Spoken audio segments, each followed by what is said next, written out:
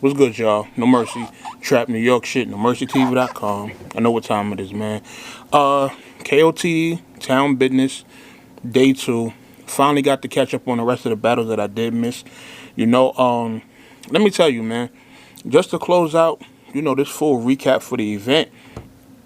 The event as a whole, as far as like the battles themselves, were pretty much all fire. You feel me? Like it was certain battles that, had they down moments or whatever the case is, but there was a lot of these battles that were hard to call. You understand? I feel like one of the major differences between KOTD and like a URL is that URL is more so for star power.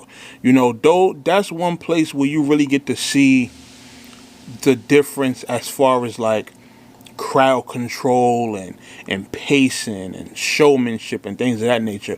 But I feel like King of the Dot is more so for pure skill, rapping ability, things of that nature. And in certain battles, it really comes down to skill. And a lot of the people on both of these cards are extremely skilled at rapping. You understand? So you get a lot of battles where it's like really hard to call because you got two people who are, just skilled at what they do.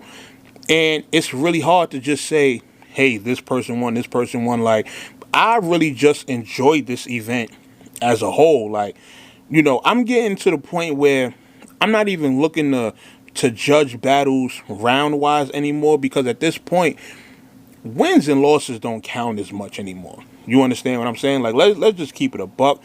Now, bad losses, yeah, those of course count. You understand? Those are things that are really detrimental to your career because if you're sitting up here taking loss after loss, it's like, okay, you might still get booked, but the fans are not going to be invested in you as much anymore. You understand? So, we're at a time where win or lose, you still are going to get booked, especially as long as you put on a good performance. But also, people are taking bad losses and still getting booked for big cards and getting booked for big matchups. So at this point, we got to just pretty much start enjoying these battles for what they are. Now, if people are taking bad losses, it needs to go back to how it was like in the early days of battle rap, where fans didn't make excuses for they favorite battler, messing up.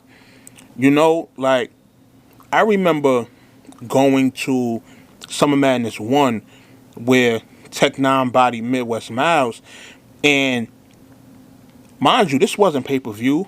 It was just however many people was in the building, maybe 2,000 people, but you felt the impact on social media that same night. Like, before he could even get off the stage, people was on Twitter wailing on him. You understand what I'm saying? And they hadn't even seen, it was like 2,000 people, but the world hadn't seen the battle yet. They just felt the impact from what people were tweeting from inside the building, and everybody just rolled with it. So it got kind of crazy for Miles. Same with Summer Madness 2. When Ness got smoked by DNA, when Lux beat Calico, like you was able to feel the impact because people went so hard about people losing these battles. So it needs to go back to that. Stop making excuses for a person being unprepared or a person not coming with, that good of material. Like, I don't care how many events no big league is throwing. If you're overbooking yourself and taking too many battles within the span of a week, 2 weeks, or a month, or whatever the case may be, that's your fault. You understand? At the end of the day, we're still fans who are watching these battles expecting you to put on an A1 performance. All that, LeBron don't have a good game every night and every once in a while he has an off night. Me personally, I don't care about that. All that fake sports shit y'all be doing, like, this is a rap battle. You understand? If you slack in your battle, then people have a right to complain about it. And that's just what it is, So stop defending these people who come in unprepared and coming with 2 rounds and and choking and shit like that. Like, come on, man. So that's why I say nowadays I'm getting back to just enjoying the experience, enjoying purchasing my pay-per-view and being able to tweet and Facebook post along with the rest of the fans, and it's become like a social thing. I'm pretty much just enjoying that aspect of it. To sit here and try to judge and pick apart rounds that probably don't have a clear winner, it's tough for me to do. You feel what I'm saying? Like, it almost serves no purpose because, like I said, people are gonna, lose battles, still get booked. So, as I said, unless it's like a super clear loss or whatever the case is, then, I'm not really gonna go deep into trying to break everything apart round by round. You understand? So, let's get into day 2 of this KOTD joint. Ilmac and A-Ward wound up getting moved to day 2. I wasn't sure why. I don't know if maybe they ran out of venue time or what. But that battle wound up on the day 2 card. So start from the bottom of the flyer. Reverse Live versus Shotty P. That was a dope battle. You feel me? That was a dope battle. I had never watched Reverse Live before.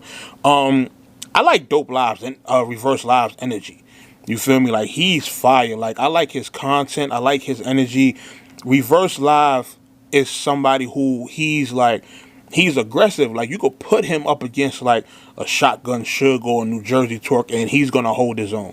You understand? He has damn near the same type of content, and he was able to, really show that against Shotty P. Now, I think it was in the first round, Reverse Live kind of had like a little slip up. You feel me? So that round I would have gave to Shotty P, but as for the rest of the battle was just fire. That battle was really worth watching. It got a lot of replay value to it. Shotty P, he went off as usual. So that was a dope battle. Active versus Bricks. This, to me, was probably the best performance I've seen from both of them. Active, I haven't watched too many of his battles. I think maybe I've seen like 1 or 2 before. But I feel like this was his chance to really showcase what he does against somebody who, despite not having crazy stock, is still a certified vet in this game. Some people might even call Bricks a legend. So I wouldn't even be mad at that. He's been here a while. He's always on point. Like, he got notable battles under his belt. So I think Bricks just really got to work on getting himself back in that spotlight, taking a lot of good, relevant battles, and really showing off his talent the way he's supposed to. At this point, I don't want to see Bricks doing like band battles or any type of PG battles. Like, I feel like Bricks is somebody who really deserves a good, solid push against, good comp. You understand what I'm saying? But him and Active was dope, man. I like Active, his aggression. He's not too bar heavy or over the head. He's just like straight to the point with it. Bricks, he's, a little bit more clever. They did have a little physical thing at one point, but it was nothing. They, had that and then got right back to the battle. So that was a dope battle on both sides. Nestle versus Fredo. That battle is a battle that I wasn't expecting much from. They both are very similar as far as like content, style, cadence. They even both had a similar Bison Psycho Crusher bar, which was fire, like on both sides. But they're really skilled as far as just like rapping ability, and I think that's one of the things that gets overlooked in battle rap, just because rapping ability don't really win battles. You could, like, I say this a lot about Mike P, because to me, when it comes to rapping ability, Mike P is probably one of the best rappers in battle rap. If you're talking about flow, cadence, and the ability to rhyme words and use patterns and stuff like that, unfortunately, it doesn't win battles for him. I feel like, as far as just being skilled, a battler like that will only really work in a battle against somebody who's also skilled at rapping. So when you're battling somebody who's also skilled like that, then that makes for a better matchup. So with Fredo and Nestle, I thought that matchup was perfect. I would have gave Nestle the edge 2-1 just because I felt like he was a little more composed. I don't know if maybe Fredo was just like a little rusty or whatever the case was, but because I haven't seen Fredo battle before, so I don't know if maybe he took some time off or whatever the case was, but I felt like Nestle was just a little bit more poised than his rounds were a little bit better structured. But that's just my personal opinion. I thought it was a dope battle on both ends, so I would give that one 2-1 Nestle. Saint versus B Magic. Oh man, that battle was incredible. B Magic, man, this was old B Magic. Like B Magic in a conceded battle and B Magic in the Clips battle. Like that's what B Magic brought back for me when he battled Saint. You feel me? Like he was dope. His punches were consistent. It seemed like he was even trying out new patterns and stuff like that. So it seemed like B Magic is really getting back in the groove and starting to just enjoy battle rap a little bit more. Like I feel like when he get into that bag, that's when he's really like just focused. Saint to me is potentially the future of KOTD. I feel like for a dude that's as young as he is, he just has that star power. He directly attacks his opponents. He's witty, and his style is a style that you can put him up against anybody, and I feel like he's gonna hold his own. He's a performer. He got showmanship. If you notice, when he first came out, he had on the fur. You feel me? So he has that star package along with the skill and the fire and the direct attack that a battler needs. So matches like this are perfect for him. So after B Magic, I think he deserves another step up. You understand? So you could do Saint versus Big K or something like that, and I think that'll be a solid battle. But Saint definitely deserves more looks. After a performance like he put on against B Magic, you can't step him down to, somebody of a lower caliber. You understand what I'm saying? So I thought that was a fire battle. Caustic versus Mac Myron. Mac Myron continues to show why he's top 5 in the Midwest. I would really have to sit and break down a good list of Midwest hitters as far as the new Midwest. But a couple that I can name off top: Mac Myron, KD, and Heavy Half. Like those are 3 I could name off top that are just like really bringing that good Midwest energy around right now. You understand? Him and Caustic was dope. I felt like Caustic was good as far as a couple of the freestyles he did. Of course, I didn't like the little racist stuff that he did in the first round. And I'm not gonna say it was totally racist. I mean, were they racist jokes? Yeah, but it wasn't like he don't come off like a person who's just all out racist. You understand what I'm saying? So this is my thing when it comes to battle rap. If we're gonna be able to sit here and do cracker jokes and Hispanic jokes and stuff like that, then we have to be able to accept the jokes from all ends, like black jokes as well. You feel what I'm saying? And even though me as a person, like I really don't like it because of course I'm black, so naturally I'm gonna feel a way about it. But at the same time, we kind of do have to say like, hey, we are doing all the cracker and stuff like that. So it's like, what really can you say? And the stuff he was saying wasn't like overly offensive. So it's like, now if he'd have said the N-word, then it'd have been like, okay, now time to give this guy a boot. You feel what I'm saying? But I actually thought the joint about he don't even get his album mastered, I thought that was clever. I actually thought that line was fire. You feel me? So Caustic and Mac Myron, that's a hard to call battle. I'll probably say 2-1 Mac Myron. You know what I mean? Overall, that was a fire battle. Definitely something dope. A Ward and Ilmac. Crazy battle. Crazy battle. Fire grudge match. Wild intense. I would give Ilmac the dub. The only thing I would say about A Ward is I felt like A Ward was he was a little too hyped for the battle. You understand? I felt like there was times where he was rapping fast and not really allowing his material to really like marinate. You understand? Like it's like he was just going and going and going. And you know, he's a newer guy, so there's something that he has to kind of understand and get used to. But he was just like you know how when you just hype, and you know the battlers know what I'm talking about, when you just hype and you're just like running through your shit, you know, you're not really giving your stuff time to really settle in. Like that's kind of what A Ward was doing, just in different spots. It was noticeable in the first round. Throughout the second and third, it was like happening here and there. But he did have some fire material. Like he had a lot of fire in throughout his rounds.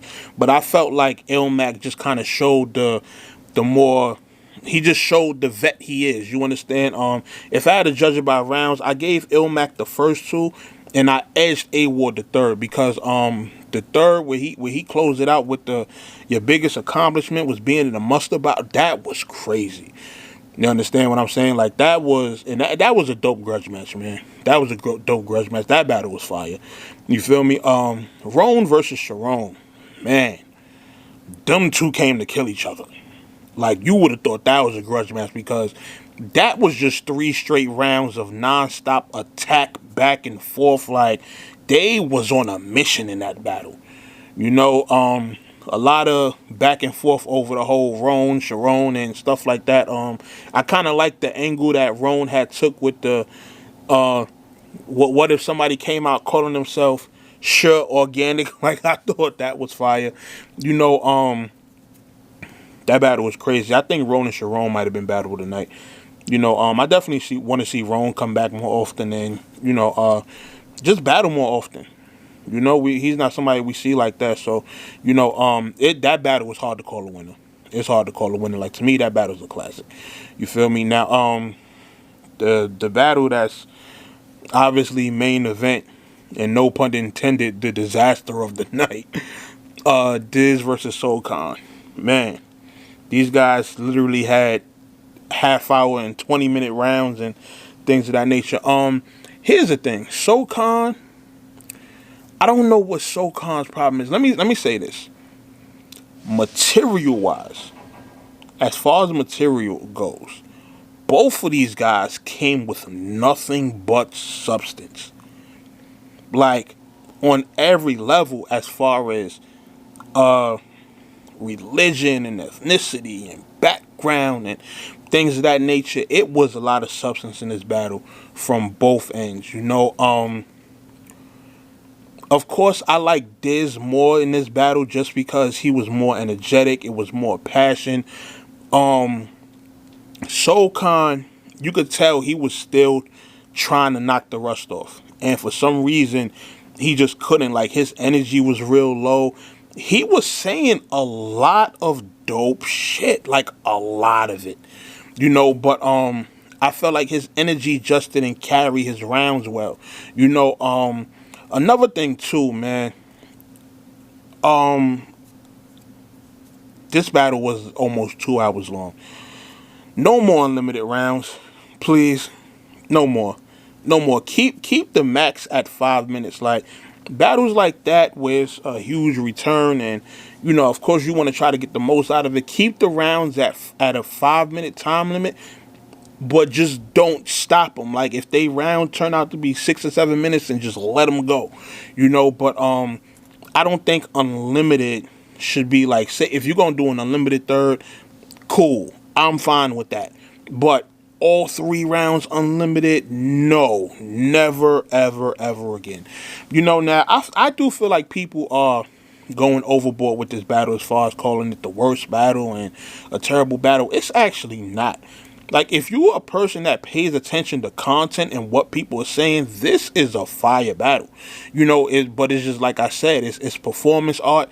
Your energy got to be up there. And with SoCon, I felt like that's what he was lacking. So that's what kind of made the battle not good. A long battle like that, the energy has to flow evenly. And shit. I wish SoCon actually would have came with a whole bunch of gun bars and gangster stuff. Like, Diz was pretty much attacking them throughout certain parts of his rounds for all of the foul language stuff SoCon was doing. But then now he's coming back as like the peaceful guy and things of that nature. Man, listen, if SoCon would have came with some gangster shit and would have been rapping about guns the entire 3 rounds, woo, would that have changed the outcome of this battle? You feel me? But I just feel like SoCon just had a little bit of trouble adjusting energy wise, like I said. And that's another thing. You can have substance, but if you don't have the energy, it's just going to come off as boring. It's going to sound preachy, sound like a lecture, and nobody wants to sit and watch a rap battle for that reason. You understand what I'm saying? So, to me, it was Diz 3-0, but honestly, I don't think it's as bad of a battle as people are saying. So that's just my thoughts on that. Shout out KOTD. Overall, a dope event. Shit. Can't wait to see what the next card's looking like. I feel like the pay-per-view was worth the money. The pay-per-view was $50. It was 2 days of just nothing but fire battles. And all of these battles are fire. Like, if you can, go cop the pay-per-view, because the pay-per-view for this event is more than worth it.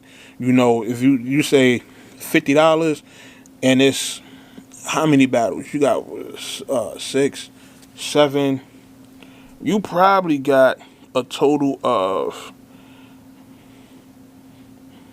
maybe 13 battles,